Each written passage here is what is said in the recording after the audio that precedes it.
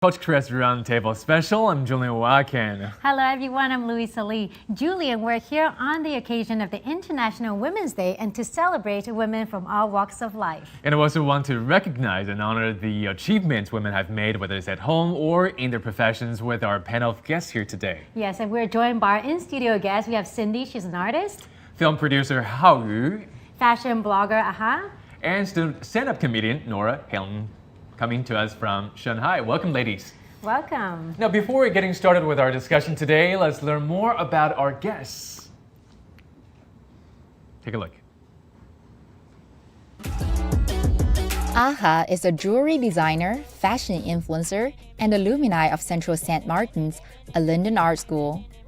Her work can be found in magazines like Bazaar Jewelry, Dansk, and Picton. With experience working with brands like Chaumet, she brings professional insights into Ahalolo, a fashion channel discussing fashion shows and brand stories. Cindy Ng was born in Macau and raised in Macau and Hong Kong. Through her ink paintings, she seeks to represent the continuity of tradition. She also experiments with new media, using the medium as a way to tease out the essence of ink. In recent years, she began to make public art for hospitals. The works played a role of softening the cold environment, comforting patients and their families. 当你真心想要做好一件事情的时候，日月星辰都会连成一线来帮助你。 Hao Yu is a film producer and co-founder of comedy comics producer 暴走漫画. Amid the pandemic, Hao Yu has helped oversee the studio's transition to animated films and video games as well. Demand in these areas had led to a boom in the company's output. Okay, guys, this is comedy, okay? This is illogical but funny. Born and raised in China, Nora is a stand-up comedian who works in both English and Mandarin. She has performed at more than 700 shows in over 15 cities across China, the US, Thailand, and Japan. I am so very honored to be here amongst the most respected and beloved women in their professions. And I really wanted to be here today to thank the women in my life. My relationship with women starts with the first woman in my life, which is my mother. She, as somebody who has made tremendous sacrifices in my life, she literally gave up her career as a ballerina when she had me. And even when she was working full-time as a museum director and also as a library director, she would wake up at 4 a.m. in the morning to make me breakfast and to make me lunch to bring to school. And she would come back home from a full day of work and still do laundry by hand until 1 a.m. in the morning. So a lot of sacrifices made so that I can have the best in my life. I'm sure many of you can relate to that as well. Exactly. I think we can all relate to our mothers and all the sacrifices mothers make for their children. I mean, for instance, I grew up abroad and we lived in multiple countries. My mother was a globe-trotting woman with 4 children. She was a wife, she was a businesswoman, and we traveled around the world to go to school. And I think growing up, she always encouraged us to be open-minded, to be versatile, and to really go for what we want in life. That's why, I traveled to China to work. I also worked in other countries. It kind of led me to be versatile, also open-minded to really pursue what I want to do. And I was fearless to come to China here to work. Hence, I'm here today, and hence, I'm next to you, Julian. Look at how far you've come. Yeah. And what about for you guys, Nora? I have to say, your stories are all very inspiring. My mom is just a very, very traditional mom, and she gave me a lot of love, and she is the one that told me, I should be happy instead of I should get a good job, get good grades in school. So that's something I think special about my mom. I don't know about other girls, but yeah. And you, Aha? Yeah, well, I think my mom is actually like any other mom. She's normal, but she's very wise. And she told me to trust my gut and wait for my time. And she always told me to take my time. No matter what I want, I will achieve it somehow. So, and also she is my first teacher regarding fashion. All my life, almost all the knitwear that I wore was knitted by my mom. So I would say that she has helped me a lot, both physically and mentally. So I thank her very much. I think we can all agree that that mothers have played such a pivotal roles in our youth. Role models in our lives. Yeah, I and think. they really gave us the strong mentality to do what we want in life. And women have also come to the fore in recent years, right, Louisa? Yes, yeah. And women have taken a more prominent place in China and the world in recent years, like you said, Julian, from women filmmakers making box office history to the rise of a new economy and much more. Let's take a look. 有请我的搭档上场。 During China's Spring Festival holiday season, Chinese comedian turned director Jia Ling made history, becoming the first female director to bring home the highest grossing revenues from the Chinese box office. Her movie Hi Mom, in memory of her late mother, has fetched over 5 billion yuan, over 77 million US dollars. TV series and reality shows told from a female perspective have also made a splash. In 2020, Netflix released its biggest hit limited series yet, The Queen's Gambit, which tells the story of a female chess prodigy. An entire world of just 64 squares. The series was watched by 62 million households worldwide in its first 28 days. China is seeing similar trends, with a TV series called Nothing But 30 going viral last year. It portrays the everyday life challenges of three 30-something women living in Shanghai, a topic which resonated with millions of working women in China. In the fashion world, Margaret Zhang became the youngest editor-in-chief at Vogue in 2021. The Australian-born Chinese fashionista is only 27. This rise in female representation has generated a new kind of economy, the she economy, featuring more cultural products coming from a female perspective, as modern women became stronger, more confident, and independent, both emotionally and financially. I love that idea of she economy. I don't know if you guys caught it. This idea of she economy, I think is so great because from what I heard, China was the only major economy in 2020 to post gains throughout the whole year, or actually in the latter half of the year. And I think this changes a lot about how we have women to thank for it, and it changes how we think of women. We think of the idea of power and wealth. I think power comes not only with how much money you spend, but also how much money, not with how much money you have, but how much money you spend and how you spend it, right, Louisa? Yeah, and how much you can influence others with your ideology and with your vision as well. Absolutely. I'm just wondering do women have an appetite for power too? And is the definition of power different for men and women? That caught me off guard. But I think it's different. I think women focus on slightly different things. And it's funny when you're talking about she economy. You know, in box office, we have this saying that it's actually the female audience that's driving the box office. If you want to make a successful movie, you have to, first of all, take care of the female audience. Because they not only go to the movies themselves, they also take their boyfriends with them. They take their families with them. So if you want to make a successful movie, focus on the girl appetite first. And I nominated Jia Ling for her movie.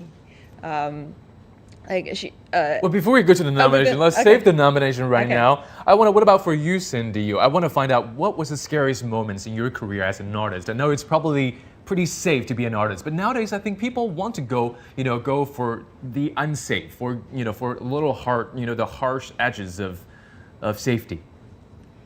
Well, as an artist, I think it's very difficult already. And as a female artist, it's more difficult. But I think for me, maybe my mom teach me a lot of things to be independent. Yeah, when you're independent, just like Louisa will teach her a lot of things. Go outside to see your world by yourself, and you'll learn a lot, and you'll learn bravely, and so that's why I'm here, because I'm Hong Kong, Macau, and afterward I go to Taipei and stay in London. And after here, I'm in Beijing 13 years already. Mm-hmm. Yeah, without this place, I don't know where I am. And Nora, for you, what's the scariest moment in your career? The scariest moment is definitely the first time that I got on stage. It was actually a true story that before me, like my first ever English open mic, before me, it was all white male comedians on stage. So when I got on stage, I was like, okay, guys, you've been listening to one side of the story, and now I'm going to bring you the other side of the story. And I remember in the audience, it's also mostly white male expats audience, and they all looked shocked, like they're all sober up, like they were super drunk or like they were tipsy. But when I say that, they were like, okay, a woman is trying to get in power. Let me hear what she is gonna say. So and I bombed in that first mic. It was horrible. I lost all my confidence in humor and being funny or whatsoever. And I got off stage and I was like, okay, I tried to be a comedian, but apparently I failed. But luckily, the owner of the club, and he's also a guy. He's a comedian from Australia. He was like, "You did great." I was like, "From what perspective?" And he was like, "Because you bring a new voice on stage, and apparently all the audience are super curious whether they are being, entertained or not. They're curious about the voice, and that is the unique value of it on stage." So that was the scariest moment, but that was also the moment that I decided to continue this industry. All right. Well, as you can see, our panel of guests today consists of 4 ambassadors from different fields, and each of you today will be nominating a woman from your field who has demonstrated excellence and who also has contributed to the spirit of advancing women through arts and culture in our society today. So, Jialing, now, who do you nominate in your field of film and television? Okay, so I'm nominating Jialing. Okay. She just became the top-grossing female director for the entire world, I believe. That news just came out recently, right? She has, I believe, her film has made 50 billion yuan as of today. Wow. Yes, wow. and That's the third largest top-grossing film in Chinese history, I believe. I think that's right? the second largest. It's already surpassed the second. Right. Yeah, and that's making her the top-grossing female director across the entire world. It's an amazing achievement because first of all, it's a great story, right? It makes you laugh, it makes you cry. I was sobbing like a baby towards the end of the movie, and my mask was literally dripping at the end. I had tissues inside. And it's a very relatable, easily relatable story, and it's a rare family, like a full-on family 4-quadrant movie that any age group, any social background can understand a movie. And that she's able to make a movie like that because it's a very personal story to her. There's a lot of interview about that, and also it's her years of hard work paying off, because the movie you see is like just the tip of the iceberg, and underneath the water it's her years of climbing the social ladder per se in the industry, and it's her popularity growing through the years of her performances and appearances. Because making a movie is really hard. It's like you have to deal with so many people, and there's so many components to it, and it can take years. And sort of it's just her years of work coming together, and so she's able to produce this movie at the right time, at the right place, with the right people. Do you think because of the pandemic, a lot of people are not able to travel home, and this family drama really kind of brought people together, and people, by watching this movie, they feel like they're connecting with their family somehow. They start to miss their family again. Do you think this is one of the winning factors of this movie? Cindy, what do you think? Well, it's a really nice movie, and because especially this year, we all stay at our working place. We cannot go back home to share the Chinese New Year with family, including me. And when I saw the movie, after seeing the movie, I called my mom. Hello, Mom, I'm still here. How are you?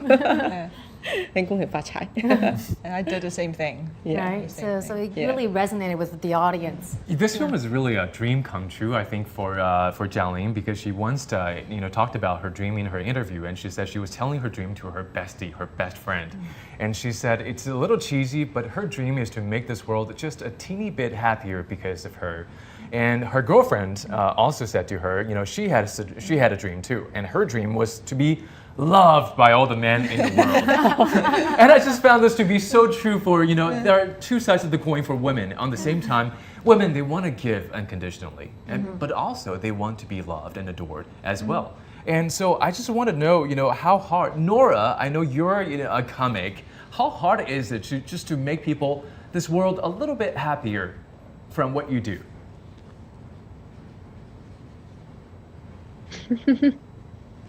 Well, from my limited experience, I think that when you are trying to make a small bunch of people happier, there's definitely going to be some people who's not as happy. You just have to accept the fact that you can only do this much and be, content that you're already doing this much. I mean, that is so like experience of my past 4 years. And on another point, I really wanted to add this because I really admire Jialin's like director work, and I have to say that she is making new possibilities for female comedians, because before I can hardly picture a comedian also being successful director and also being highly respected by the whole society.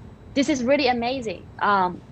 Like I was talking to this with my comedian friends, like mostly female comedian friends, that when we are posting our videos online, 9 out of 10 there will be comments judging our appearance. Like nothing related to the content, but the appearance. Like, you are fat in this video. You have a round face. Like, I'm like, dude, check out the content. Don't just look at appearance. Like, we have more than the look.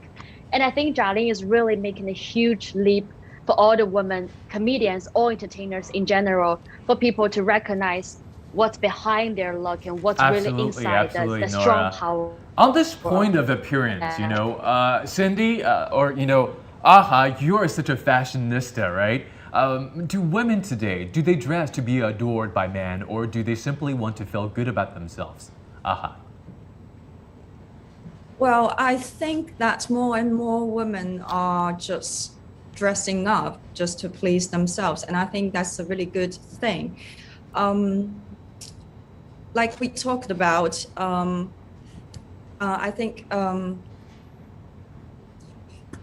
in the fashion industry, more and more designers, more and more female designers are appearing, and they are doing such a great job. For example, like Sarah Burton has leaded Alexander McQueen into such a good path, and the woman that she created are such a strong, independent, liberated figure. And I think this kind of figure really inspire the audience of the female designers. And I think through fashion, through clothes, the designers can really convey their ideas of what women should be and what that women should feel good about themselves to their audience. And I think what I'm doing is just trying to build a bridge to fill the gap between the fashion world and the consumers, and let the messages be passed on. And there's something I'd like to add to that.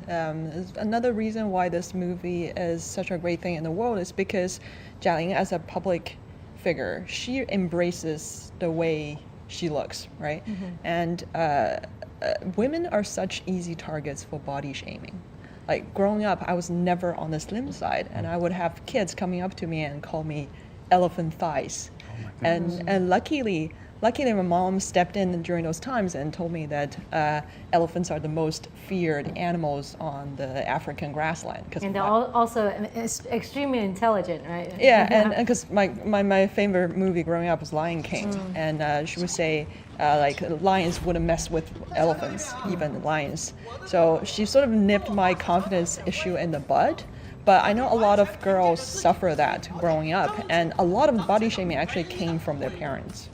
So I think having a role model like Jialin, who's successful, who falls out of the traditional category of beauty, someone like that becoming successful is a great thing to have in this world. And it's like girls of all shapes and sizes and forms can become successful if they work hard at it. And I also think that now we're living in more, everything is, we can get information everywhere. So we can see people of all sizes and shapes, and everything is kind of transparent now. So we also learn to also accept and adapt to people that look different or are different. And you have to learn not to trust your parents sometimes. I think that's a lesson taken from that. Because when I grew up, I almost had the opposite trauma, which was that I was pretty chubby as a kid, but I was always told, oh, you're so strong, you're so, healthy, you look so healthy and strong. It's a sign of prosperity in Chinese culture to be, voluptuous. But no one, somebody, at some point, my parents or, my family should have told me, it's time to stop eating so much and to really think about your health. But no one ever told me that. And I always thought that being a man, you can be as big as you want to, and no one would care.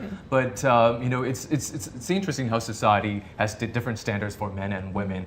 And for you, I know that you are a fantastic producer who has made films such as Next Gen, which is won accolades and awards around the world. But at the same time, you are also a fantastic wife. Which is harder, to give birth to these fantastic projects or to be a wife at home?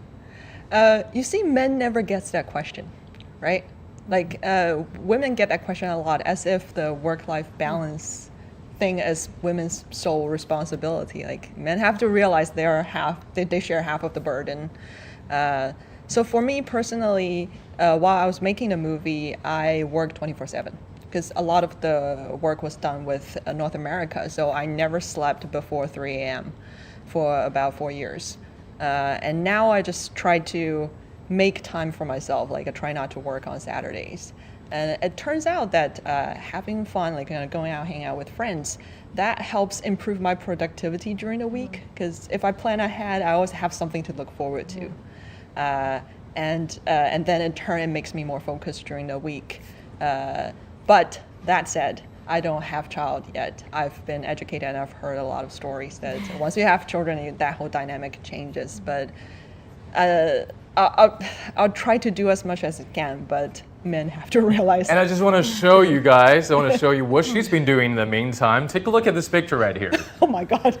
This is like, I have, right there you see it on the screen. She is such a fantastic fashion, she's such a great sense of fashion. And we see here AHA posing in the streets too. If I did this, I would be like, what's behind me? AHA, I want to say happy birthday. I believe you just celebrated your birthday yesterday, right? Happy birthday. Happy birthday. Yes. Now, what did you wish for your Thank birthday? you so much.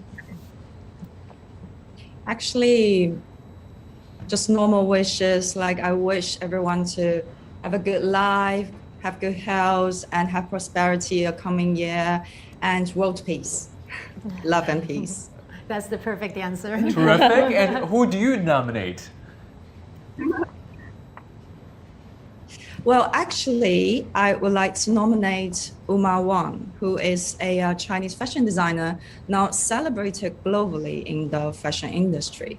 The reason why I respect her a lot is not only because her marvelous talent with textiles, but also her ability to use international language when it comes to storytelling.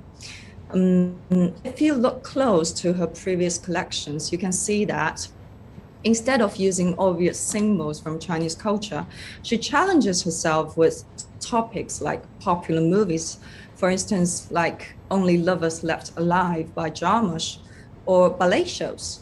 These elements are universally recognized and easy for people around the world to digest and admire. I believe it's safe to say that Uma has become a representative of Oriental aesthetics in the Western world, and she has achieved that by transforming these inspirations into very personal collections with a hint of hometown culture. And also, as a female designer, she portraits women through her needles and threads. Her attention to details allows her to see beauty in ruins, strength in tragedy. In her collection inspired by Frida Kahlo, she used color gold, which is a rather rare choice, judging from her previous color patterns, to depict the hope within Frida after the terrible car accident. So from my point of view, you can really capture the essence of a strong, decisive, and liberated woman in her work. Absolutely. So I would like to nominate her. We see that from her work, that her work is almost like a constellation. I say constellation because, the details don't necessarily match in close-up in the classical sense. But when you take it together as a whole, you see that there is actually a harmony, a flow to it, a story to it. And I think throughout history, the story of women has always been scattered. But if you take it taken together as a whole, they provide such a stellar map, such a constellation for the struggle and the growth of mankind together. Cindy, I know for you, if you look at Uma's work, she actually is very articulate of this Chinese aesthetic without necessarily making this very cultured reference. What do you think of that?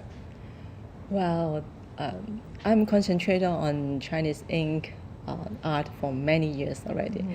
And I would like to, the way that I'm doing is not quite traditional. I'm trying to keep the root of Chinese in art, but into a contemporary way. So I move my art into different materials or medias. For example, on paper, canvas, video, photograph, and even recently my work, some of the work is installed in the hospital. And this is, for me, is quite important because mostly our art will in the museum or gallery, but not in the hospital. But this make me think something more. I mean, we can kind of show it. The art is here. We can kind of show your artwork, Cindy. And you say you display this in hospitals, right? Because from this art, we can see it's a mix of traditional and contemporary. And also, it gives a sense of peace and tranquility to it because it's almost like water. It flows, through the artwork. And I mean, water calms you down. And just like this art piece, this is my personal feelings towards it. What do you think, Hao-Yu? It looks like a pond with this reflecting the sky in a forest. Yeah, it's similar to like Chinese traditional ink paintings, and I think it's beautiful. Yeah. Absolutely. How I was wondering because Uma Waghann, she's also the costume designer for Hidden Man, 邪不压正. So I'm just wondering if you were to transform Next Gen into a sci-fi feature, sci-fi drama, who would you hire as the costume designer of that film? I would love to hire someone who can design like robot, kind of like metallic outfits. Like Iron Man. Like Iron Man type of. Or outfits. was that film with the Star Wars? Wonder Woman. Pacific Rim. No, the series. With Mandalorian, Mandalorian. Yes, there we go. Yeah, that's very cool as well. I love those kind of post-apocalyptic sci-fi-ish feeling to it. It's funny. I love zombie games because I'm always prepared for a zombie apocalypse. So I've got to train myself up for that. And with I've got gears at home where like if there's a zombie apocalypse, I can just put on those gears and then go out and fight. And Nora, as you can see today, you guys are coming to us via Zoom, and a lot of things are happening, even with fashion. I know as Aha was talking about earlier, everything is happening online. How do you think social media is helping to empower women, especially young women today? Like most of the key opinion influencers that I know are women. I think women are just good at really like marketing themselves and putting the contents together beautifully or like inspiringly and present it to the young audience. And I myself is also a lucky person from the social media era. Like I post my comedy clips online, and then thus gain followers, and then many people will come to see me offline, and then really just start to appreciate the new form of art, which is stand up. So I really do believe that social media, like the very technology itself, is helping us. And also the other day, I was talking to some like comedians in US, and because of the whole like shutdown thing, so they are still kind of stuck at home, but they are doing like Zoom like open mics, and they're doing Zoom like live shows, and a lot of them are women, which is really interesting. And I asked them why. They're like, oh, some of my male comedian friends, they're too lazy to organize it, so we have to do the organizing, and thus we decided to invite more female comedians, which is really fun. So yeah, I think like it is really a good trend, and it is really a good times for like female entertainers. And I think I want to bring our conversation back to our studio right here because Cindy's work has really been, exemplary. An example of a great message for me, at least. When I look at this painting, I see, because I know, Cindy, you've been trying to liberate the ink from the brush, right? And there is a great message I see right here, which is that, when you look at this painting, try not to depend on the brush. It's almost saying, you should not depend on anyone in life, or not to have the crutches in life, right? Whether you're a man or a woman. At the same time, I know you have, have gone away from the paper. Sometimes you'll use paper, rice paper. Sometimes you'll use canvas, such as this one right here. And that is great. I think the message here is that, it doesn't matter where you come from or where you are right now. The important thing is to enjoy the present, is to find the place where you can thrill, you can thrive. Yes, exactly. And I don't know. I try to imagine. I separate the ink from the brush, but I'm thinking about, is it I'm separate women from the men? I don't know. And but because we were independently, so of course I'm not against men. I like men love me too, but I'm just thinking how we independently to be an artist or to be a woman to finish something by ourselves, and we enjoy it. Yeah. And as an artist, like when you do a painting like this, when you have an exhibition, do people know it's a female artist, or does it matter, or do you not want people to know the gender of an artist, for example? Or do you rather people want to appreciate your artwork? And is there relevance to you and your artwork? And also, can you talk about that in terms of your nominee today? Yeah. Well, it's an interesting question because many years before, when I was a really young artist, and the exhibition is in a museum, and people think that because my name is Wu Xiaoying, this is not a woman's name, and everyone's thinking it's a man's name, and saying what they're seeing the word, wow, he is thinking abstract, the mountains, the rivers, something very grand and big scale, and after when they shoot me, I said, oh, a woman. A very interesting face. Is that a pleasant surprise? Or? Yes, very pleasant surprise. And he is a very old, elder person, something like 60. So he can't believe that a very little woman like this can make something like that. Because our body is small, but our mind is bigger than we imagined. Yeah. And who's your nominee today, Cindy? Well, I'm nominate a Chinese woman's artist, Yun Xiaozhen. She works site-specific and installations by using second-hand or recycled like clothing, domestic thing to make the work to persuade the memories of personal memories in this globalized world. And I like the way that she is doing because she's gathering all the used things from women's or child, because every belongings, they have stories, okay? And they make the stories teaching the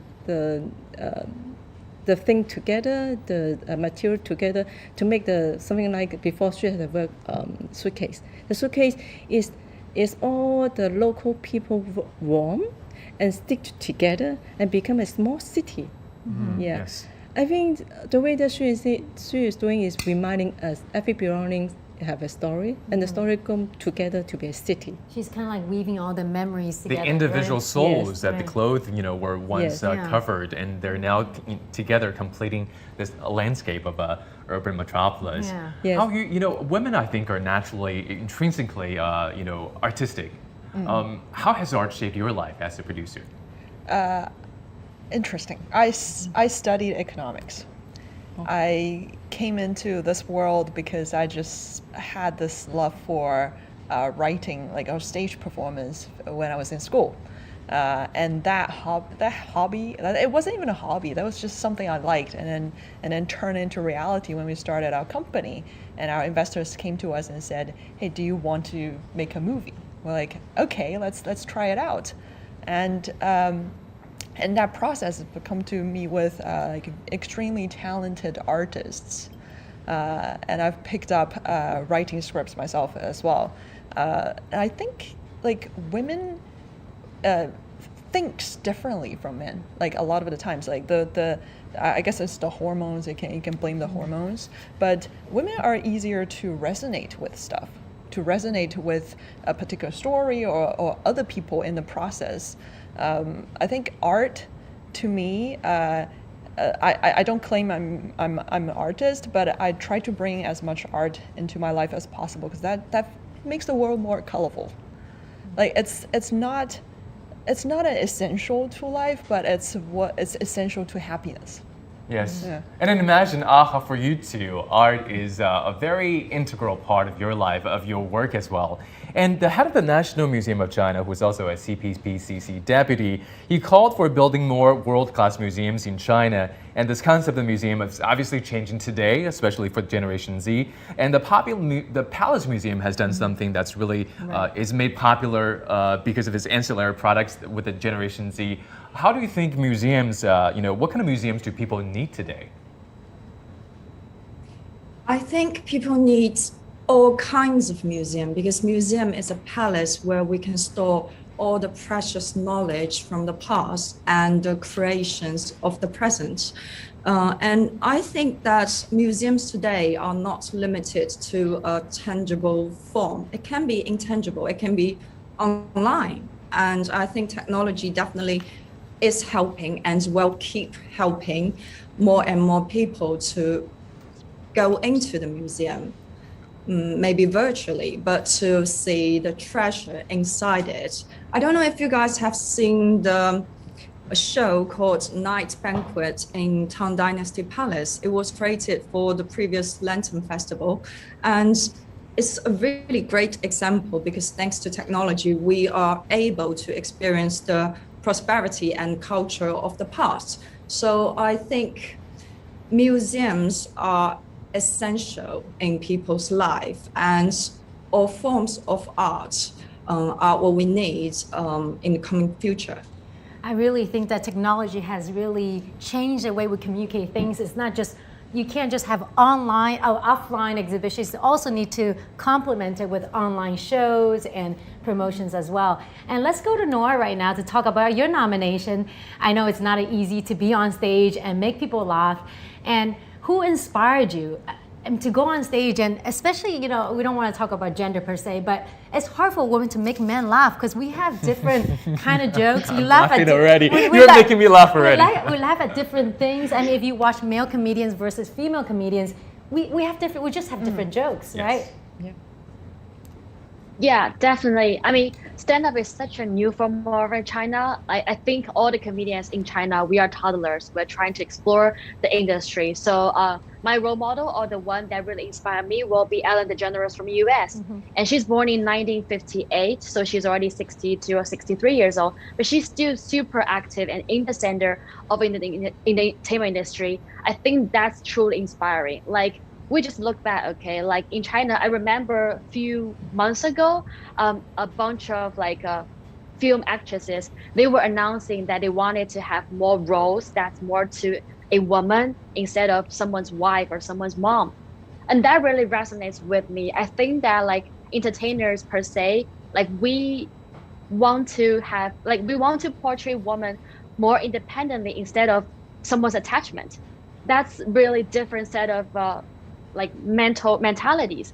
And Ellen DeGeneres, I think she is the one who's herself, she is not someone's wife, she's not someone's mom.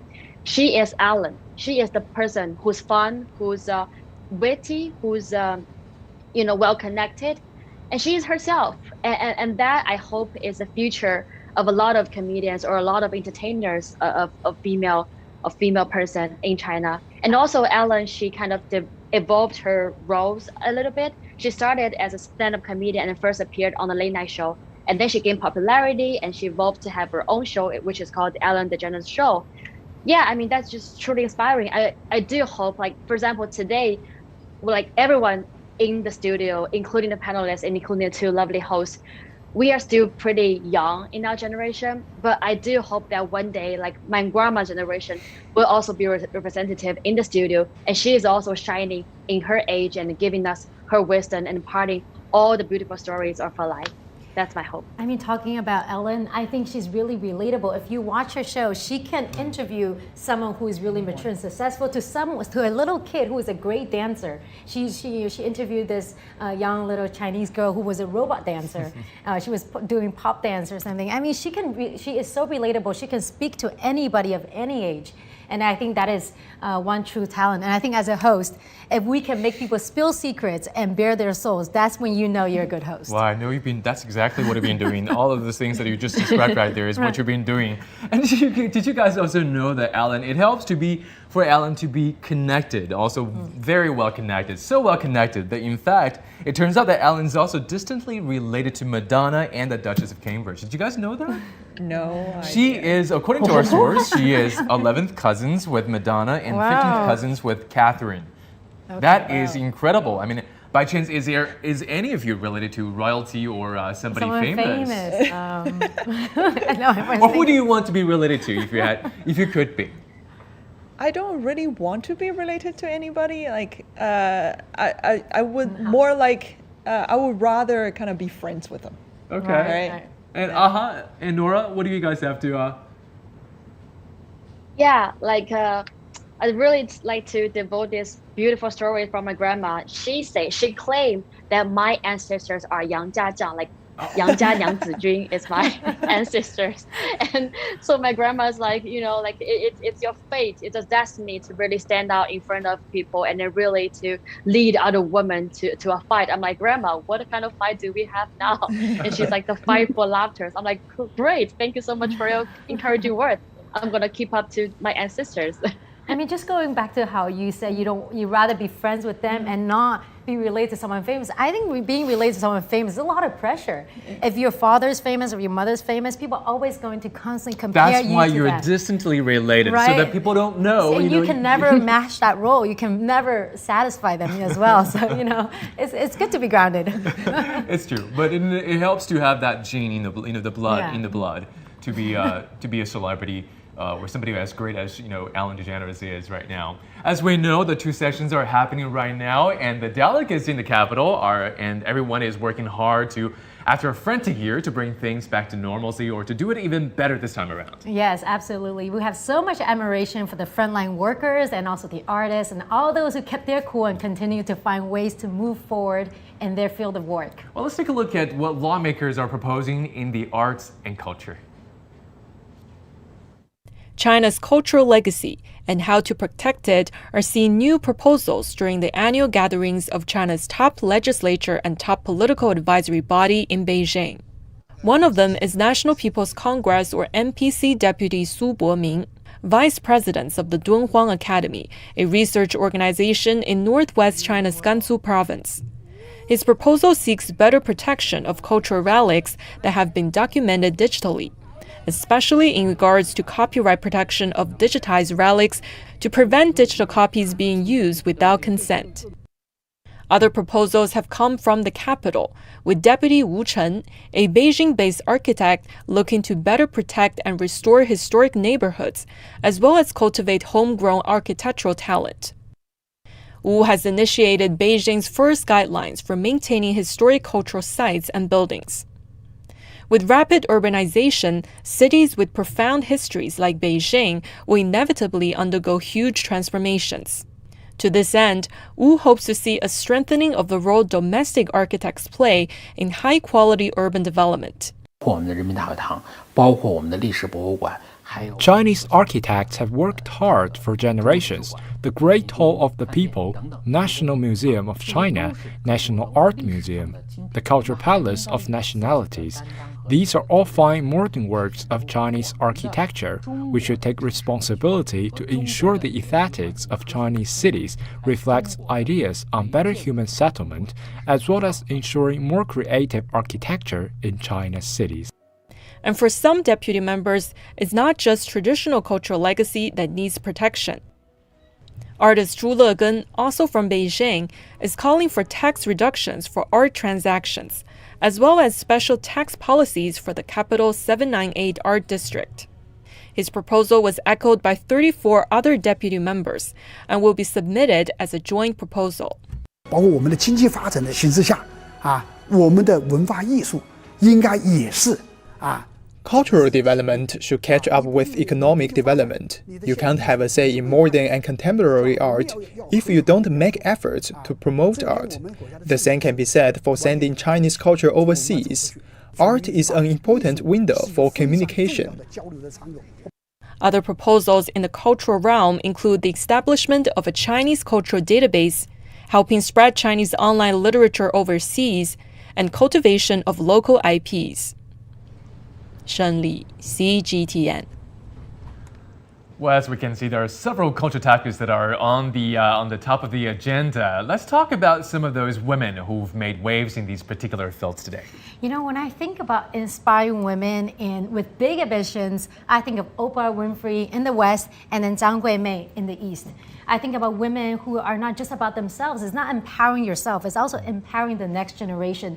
They have delved into the field of education to build schools for young women to really excel in their future career and their future life.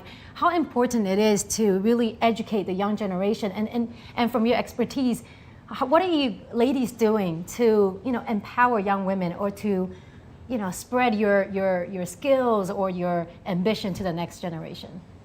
So on Zhang Guimei, because I'm from Yunnan, but I grew up in Shenzhen. When I was 14 or 15, my mom arranged a trip for me to go to the poorest part of Yunnan as an education for me to not take my lifestyle as granted.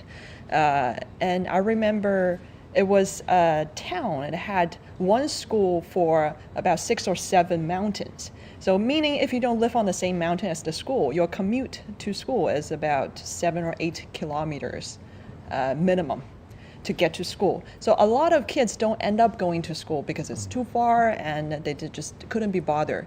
So we visited one family, and this family had 4 sons. They were all adults. And we had to meet them. We can only meet with 2 or 3 of them at one time because they don't have enough pants. So they have to go to the back and switch their pants so they can come out and meet with us. And they've been living that lifestyle for generations, for probably hundreds of years. And what someone like Zhang Guimei is doing is actually encouraging people to dream. Because when you are born in that environment, you don't know what the world is looks like out there. You don't know there are possibilities, right? And you live in that environment long enough, you just don't end up having those values and having the ability to imagine. So the values are very different, like even the morals. So some people, they choose to stay poor because as long as they stay poor, people will give them donations, there'll be subsidies coming in.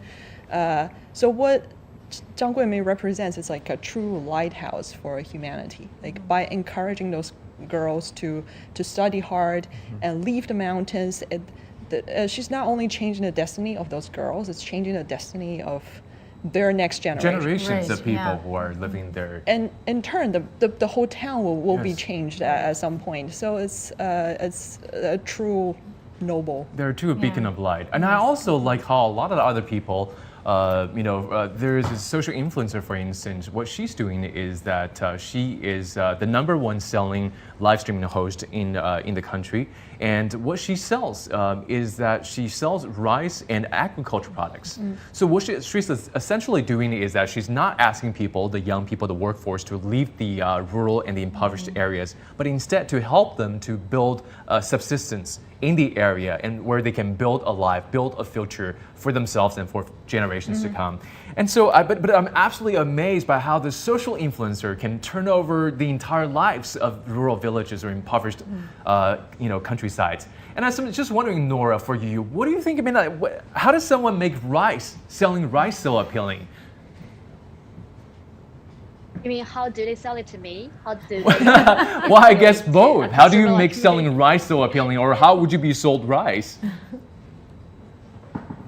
Wow, I mean, like, if they're like, oh, if you buy the rice, I'm gonna laugh at your joke. I'm definitely gonna buy the rice. I'm that easy to sell. I think it's really important that she's also helping the farmers and helping her community. I think, when you have a voice on social media, then you also need to empower others as well and help the whole community, right? It's not just, like we said, it's not just empowering yourself, but empowering others and other young female. And Cindy, can you share with us, is there something that you're doing to spread this Chinese culture of traditional painting? Are you empowering the young generation, whether it's ladies or men? What are you doing in your field? Well, as a female, I feel for the past, I feel mostly is the men world. But with these 10 years, we discovered that more women studies or women's studies is doing really well. And I think maybe more female artists is coming to this world because women has something like a very sensitive kinds of personality. It's different from men. I think the world should be something like a balance, yin and yang, should be balance. The world in the art field, more women will come out as an artist, but very difficult. Yeah. This balance being in a women. Do you think men are also sensitive too, but they're sensitive to different set of things, or are they just not sensitive at all? No, I'm not saying that. Well, I'm not really sensitive. I mean, so I think it just depends on personality, right? Yeah. But once we talked with a professor in foreign universities, he discovered that women is very powerful. It's becoming more powerful in the art field because the mind of women is something crazy, something sensitive, something out of control. Yeah, they say men, maybe the men before is controlling the art world. Now they want to see how's women's artists to be, and maybe more crazy. We don't know. I think women, their way of thinking is very much branched out or scattered, and they're connected to different things. That's why women can multitask, whereas men are more tunnel vision, and that's why it's more like a laser and more powerful, but not necessarily when it comes to bringing things together, right? Yes. Like a mother can with a family. You know, we're coming to the close of our panel today, but before we go, I want to ask you guys, what's been the best and worst piece of advice you've been given? Well, I'll start with Aha. Well, the best or the worst advice I've been given. Well, the best advice I've been given is that if you don't know what to wear, just wear black. That's what I just did. But actually, And when you're not sure, you wear black with stripes of white, right? Just to be sure. Yeah. That's my personal little twist to the advice. My advice for the young girls is that take advice from wise people, but always add your own personality into it. Because I think the world is getting smaller and smaller, and the boundaries between different cultures getting more and more blurry. And it's a time that every individual gets a chance to shine. And I think don't let that chance go. It's your time. It's our girls' time, and we need to shine. Beautifully said. And you, Nora?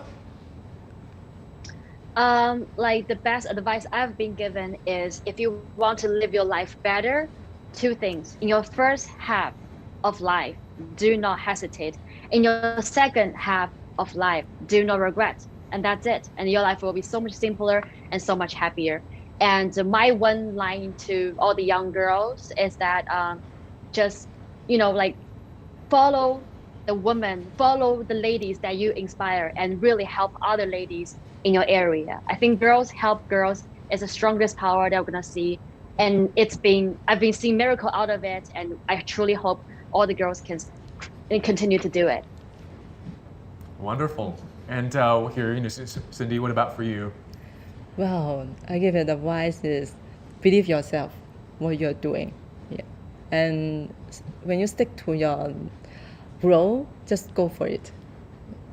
That's hard. I mean, it's easier said, but believing yourself is really hard sometimes because when do you believe yourself and when not to? When to listen to advice from other people, right? How do you be the judge of that? Well, it's difficult. I'm always doubting what I'm doing since I'm until now. But somehow there's a voice behind. It's a voice behind you. I think that's like women's instinct. Yes, you have to follow your instinct. Yes, follow it. Whether it's right or wrong, whether you might fall or not fall, I think you just do it, and then you'll figure it out. And what happens if you don't have that inner voice? As if you're a man.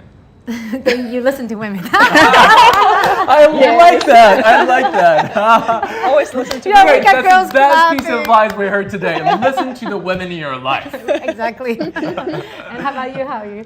So it's less of an advice, but it's something I've come to realize since COVID. I used to see things in life as climbing mountains. But climbing mountains, it's a binary result. You either get to the top or you don't. And that itself is posing a lot of pressure on you, on yourself, right? So this year, hence that picture, I've started to think of life as dancing. So you might meet a terrible dance partner, but it's just one song, and you just dance. You just try to enjoy it as much as possible, and then this will finish. This dance will finish, and you move on to the next dance.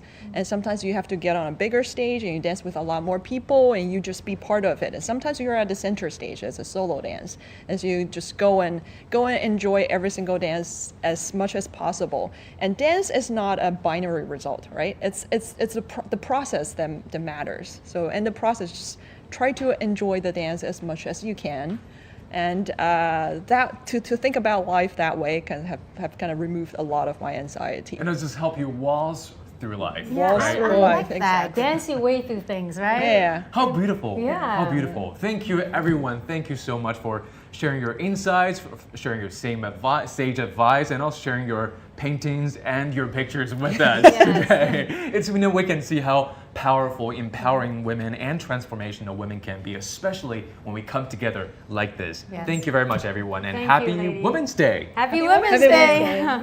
Thank you. Thank you, everyone.